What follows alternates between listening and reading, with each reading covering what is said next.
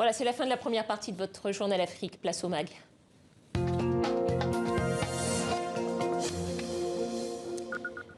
Elle est à la fois astrophysicienne et artiste.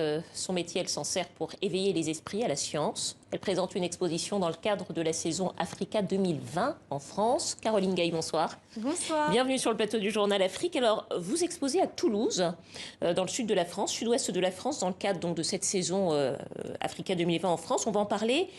Peut-être d'abord juste un mot. Vous êtes astrophysicienne, c'est un métier assez rare sur le continent. Qu'est-ce que c'est? Qu'est-ce que ça veut dire exactement? En fait, l'astrophysique, c'est l'observation des objets célestes et leur description par de la physique ou de la chimie. Donc c'est vraiment expliquer ce qui se passe, comment se comportent les objets célestes avec de la physique. Alors quand vous dites objets célestes, vous parlez des astres, des astéroïdes? Voilà, c'est tout ce qui est astres, étoiles, planètes, galaxies, tout ça, ce sont des objets célestes. Alors, on a envie de vous poser la question, quel est le rapport entre votre métier d'astrophysicienne et l'art, puisque vous êtes aussi une artiste? Alors, j'allie les deux. J'allie science et art et j'ai vraiment beaucoup de chance parce que ce sont mes deux passions. Donc je m'inspire de sujets d'astrophysique et l'astrophysique c'est très vaste en fait en physique parce que ça regroupe plein de physiques différentes et on va aussi bien de l'infiniment grand à l'infiniment petit pour certains phénomènes. Donc j'allie tout ça dans mes créations artistiques et j'ai la chance en plus de pouvoir souvent collaborer avec des laboratoires pour faire des œuvres. Alors justement, on voit quelques images de votre installation qui s'intitule Spectroscopie. On voit les images. Alors je crois qu'il y a beaucoup de miroirs, d'aluminium. Qu'est-ce qu'elle raconte exactement enfin exactement, peut-être pas exactement, mais en tout cas qu'est-ce que vous avez voulu faire passer comme message, comme idée à travers cette installation? Alors pour créer cette installation, tout d'abord, je me suis inspirée de la Supercam qui est sur le robot Persévérance. Le robot Persévérance a atterri sur la planète Mars en février dernier. La Supercam, qui a été co-conçue par Sylvestre Maurice, est une création qui est aussi française. Et dans le cadre d'Africa 2020, je pensais que c'était une bonne idée de rendre un peu hommage à cette prouesse technique, vu que la France invitait l'Afrique. Et donc la Supercam utilise la spectroscopie. Qu'est-ce que c'est? Alors la spectroscopie, c'est la science de la lumière. C'est aussi le filtrage de la lumière. Et par exemple, sur Mars, ce que fait la Supercam, qui est un peu la tête du robot Persévérance, c'est qu'il va envoyer des lasers sur la roche martienne, sur 1 mm², et donc ça va chauffer à environ 8000 degrés et ça va créer un plasma. Et donc on va voir les électrons des atomes vont aller dans tous les sens et ils vont revenir parce que les électrons en fait ils ont des états, ils sont sur ce qu'on appelle des orbitales.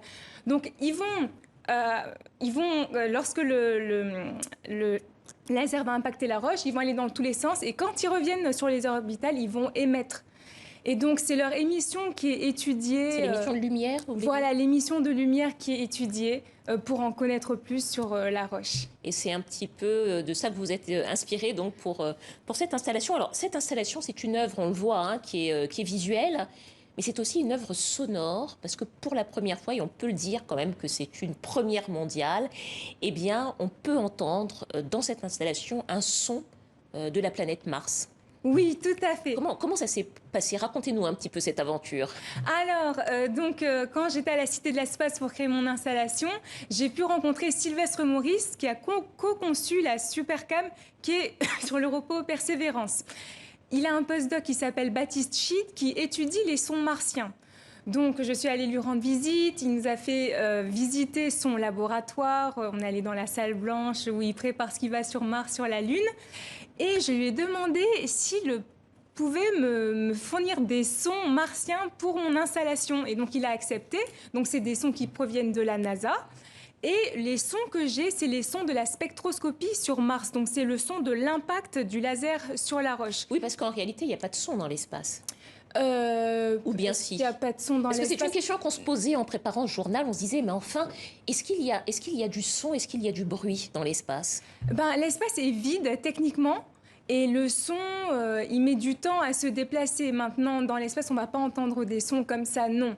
Et pour ce qui est de la planète Mars, l'atmosphère n'est pas la même que sur Terre. Donc le son qu'il y a de la spectroscopie, c'est un son supersonique qui est en fait plus rapide que le son qu'on a sur la planète Terre. Et c'est ce qui est recueilli et qu'on entend dans Il faut l'installation. donc aller voir l'exposition pour entendre ce son. Peut-être juste une petite question, Caroline. Est-ce que vous pensez que l'art peut aider à mieux comprendre la science et vice-versa? Est-ce qu'il y a des passerelles qui vous semblent évidentes entre les deux?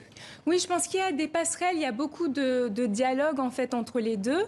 Je pense que les artistes qui aiment tout ce qui est art science vont sûrement s'inspirer de sujets scientifiques, peut-être plus que les scientifiques, eux, ne vont utiliser l'art dans leurs recherches, à mon avis.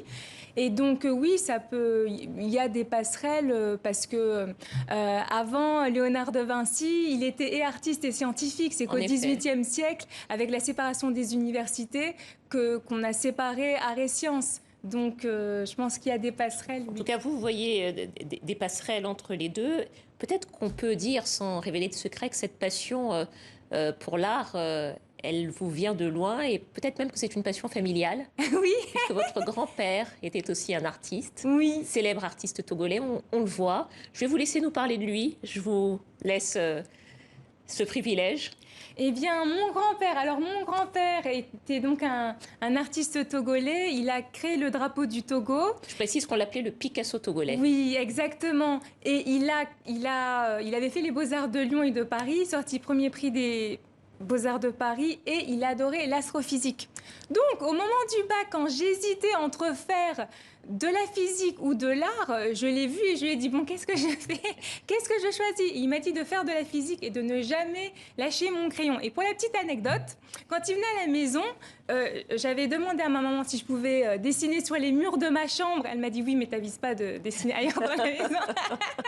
Et lui-même s'est mis à dessiner sur les murs de ma chambre avec moi. Donc maman, elle s'est dit, bon, ok, c'est pas la peine. Donc, double passion qui est née avec votre grand-père. Peut-être en quelques mots, vous avez des projets pour l'avenir, que ce soit dans l'art ou dans votre métier d'astrophysicienne? Oui. Alors oui, j'ai des projets. Déjà demain, je dois aller à Poitiers parce que je dois faire un workshop sur l'infrarouge dans le cadre de mon doctorat en arts et sciences que je fais là. Ensuite, j'ai été shortlistée pour faire une installation sur 300 mètres carrés. Ensuite, j'avais été sélectionnée pour la Biennale de Dakar dans l'exposition internationale qui a été reportée à cause du coronavirus. Donc ça, ce sera en 2022. J'avais aussi été contactée par la Villa Romana pour faire une résidence à Florence. Plein de choses. Oui. À la fois dans le domaine de l'art et de l'astrophysique. C'est donc bien la preuve qu'art et science peuvent tout à fait être menés de front. Merci beaucoup, Caroline Gay, astrophysicienne, artiste. Votre installation s'appelle Spectroscopie. C'est à voir à Toulouse dans le cadre de la saison Africa 2020. Merci beaucoup d'être venue nous voir.